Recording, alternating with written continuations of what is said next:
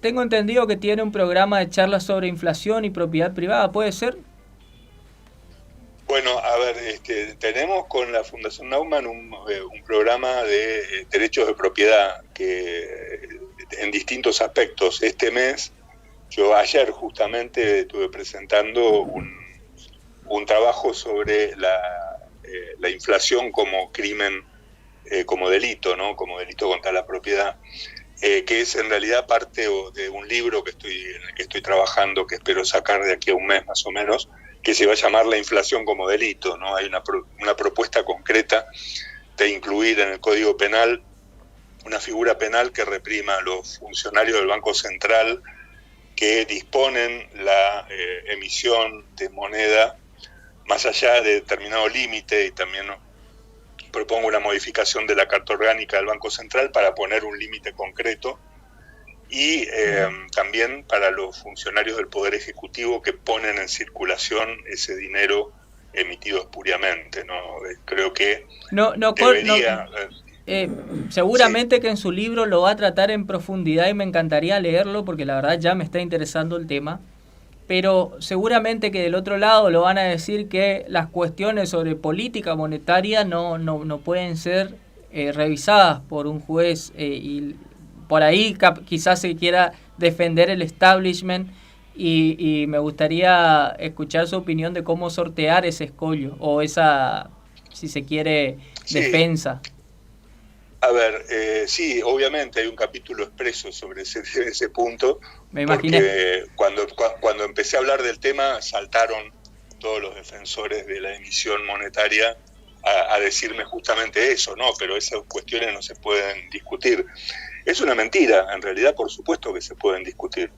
Y si la ley le impone una limitación a los funcionarios del gobierno para emitir moneda, de hecho la actual Carta Orgánica del Banco Central establece un límite, lo que pasa es que es un límite tan vago y tan complejo que es difícil, digamos que es fácilmente sorteable, y además el gobierno está emitiendo por encima de ese límite también, no lo está violando.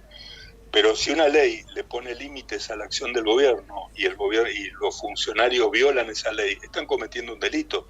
Acá, en la China y en cualquier parte del mundo. Claro. En realidad es parte del mismo discurso mentiroso, como que bueno, ahora porque a Cristina la están acusando de haberse robado hasta las canillas de los baños, eso es lawfare, ¿no? Es decir, están usando a la justicia para atacar a los políticos.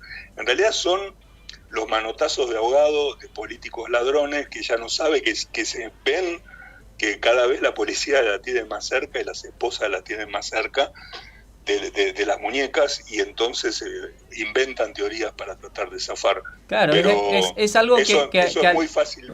Sí. Que al sentido común parecería claro, como decir que alguien que empobrece a la sociedad en su conjunto, porque tiene una serie de reglas que le meten en una trampa a la sociedad, como la obligación de aceptar el dinero, el mismo dinero que te lo imprimen y cada vez te lo hacen valer menos para que ellos puedan hacer valer más el dinero, y en ese sentido, puedan gastar más dinero, y en ese sentido me parece muy interesante la postura que usted plantea. O sea, usted dice imprimir dinero por fuera de más de la demanda de dinero de la sociedad debería ser un delito y no cualquier delito. Sí. Sí, en realidad es una adaptación, o sea, es una forma de falsificación de moneda. Claro. E incluso hay autores, hay penalistas reconocidos desde desde el siglo pasado, que lo dicen, porque el problema es que nosotros tenemos un código penal que tiene un siglo, de 1923, imagínate. Y en esa época el capítulo sobre falsificación de moneda, todavía estábamos en plena patrón oro convertible, o sea, bancos privados que emitían billetes. O sea, no existía el Banco Central. Claro. Era imposible pensar totalmente distinta. Era imposible pensar en esto. Martín, ¿tenés una pregunta para el doctor? Buenas tardes, doctor Martín. Le habla, un placer enorme hablar con usted.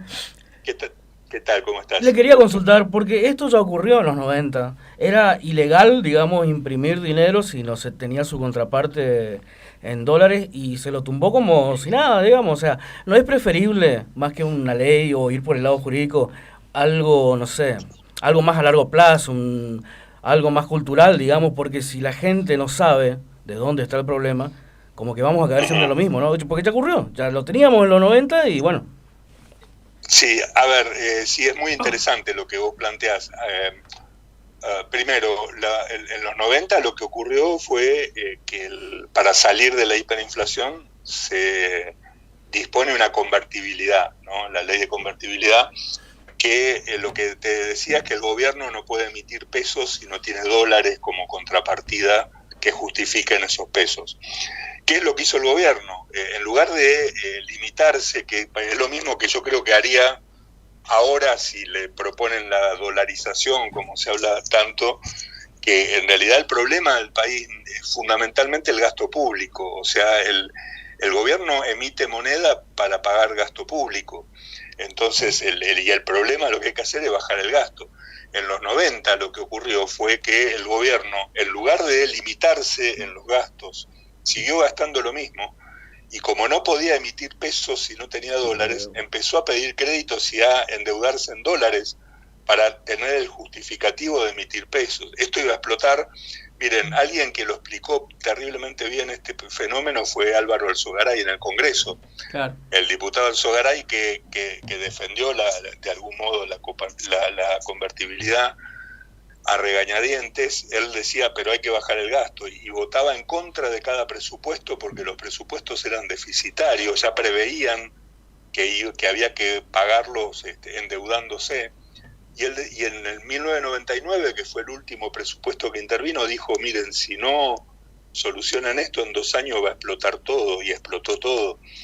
En realidad no hay soluciones mágicas. Y el gran problema económico de Argentina es que el gobierno gasta muchísimo dinero más del que puede recaudar. Y entonces después, ¿cómo lo resuelve eso? Bueno, o aumenta los impuestos, o saca préstamos o créditos internacionales, o emite moneda. Ya más impuestos no puede cobrar porque la gente no lo puede pagar. Tenemos el grifo cerrado del crédito internacional.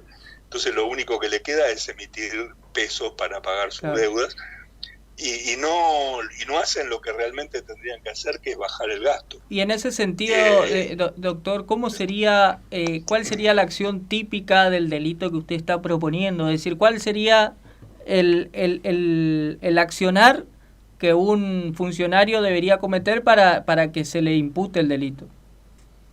Bueno, serían dos acciones distintas que podrían caberle a este delito.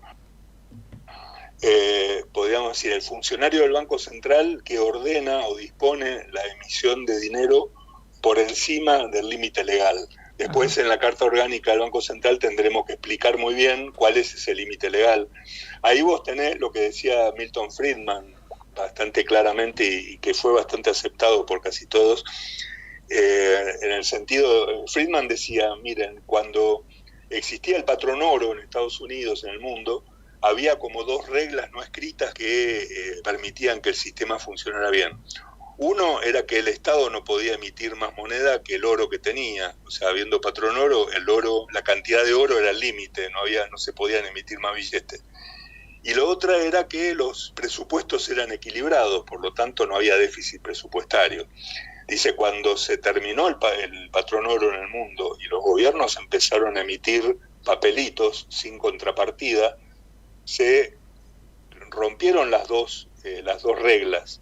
Uh-huh. Y entonces él proponía... Se creó un esquema Ponzi, básicamente, donde los que primero reciben el papelito se benefician y los últimos tienen inflación. Exactamente. Esa es parte de la perversión que tiene la inflación, ¿no? Es decir, el gobierno cuando emite puede usar el dinero todavía valiendo bastante y paga sus deudas, pero a medida que lo van recibiendo la gente va perdiendo valor, y el último que lo recibe normalmente es el que vive de un sueldo y recibe, claro, al final ya moneda totalmente devaluada. Claro. pero es cierto, y me quiero no olvidarme de lo que decía, que es importante que la gente entienda todo esto, ¿no? Que debería haber una acción de conciencia de la gente sobre, en primer lugar, que la inflación no es el aumento de los precios, sino que la inflación es el aumento de la cantidad de dinero. Lo que se infla es la masa monetaria, no son los precios. El incremento de los precios es consecuencia de la inflación. Porque después tienen la excusa del gobierno de decir que la culpa es del comerciante que sube los precios o del banquero que da préstamos con depósitos a la vista, y le empiezan a buscar excusas, cuando en realidad la única causa de inflación es el incremento de la cantidad de dinero, y en un sistema donde el dinero lo emite el Estado, el único culpable es el Estado. Bueno, doctor, le agradecemos mucho la comunicación. Nos quedaríamos hablando horas con usted porque es muy interesante lo que está diciendo, lo que estamos escuchando, la facilidad con la que lo transmite para el oyente también. Así que esperamos dentro de poco volver a tenerlo como invitado. Desde acá nos despedimos y le agradecemos mucho. Bueno, muchas gracias. Hasta cualquier momento. Que pasen buenas tardes.